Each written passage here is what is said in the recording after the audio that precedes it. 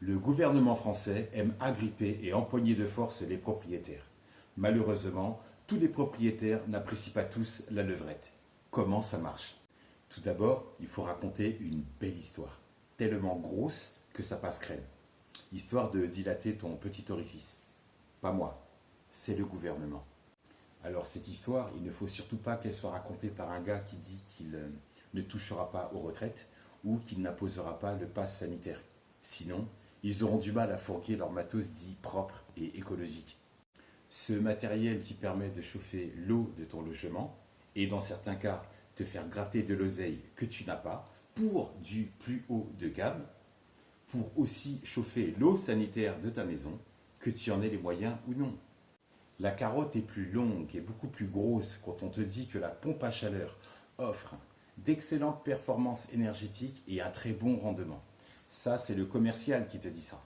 Il ne vit pas chez toi. Il prend son pourcentage, il se barre et te laisse le matos sur les bras. Tous ceux qui font de l'oseille et qui s'en mettent plein les poches avec cette technologie vont me détester, me mépriser, me haïr.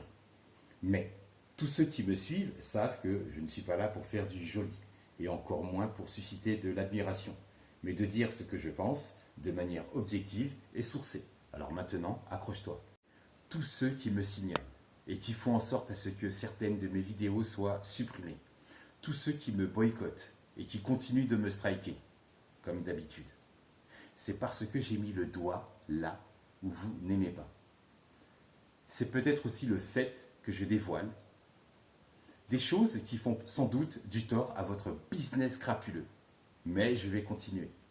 Sans transition, les premières apparitions de la pompe à chaleur dans des constructions et dans des édifices aux États-Unis datent de 1930, avec des appareils de conditionnement d'air, soi-disant pour assurer un chauffage, entre guillemets, électrique propre. Je reviendrai un peu plus tard sur ce côté électrique. La première apparition de la pompe à chaleur en France date du début des années 1950. Les Français ne sont pas idiots.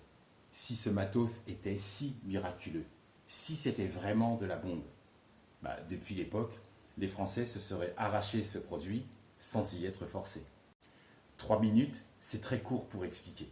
Si tu veux connaître les dessous de table et savoir comment les propriétaires se font sauvagement péter la rondelle, rejoins-moi sur la partie 2 que je vais diffuser un peu plus tard dans la journée. Que la paix soit avec toi.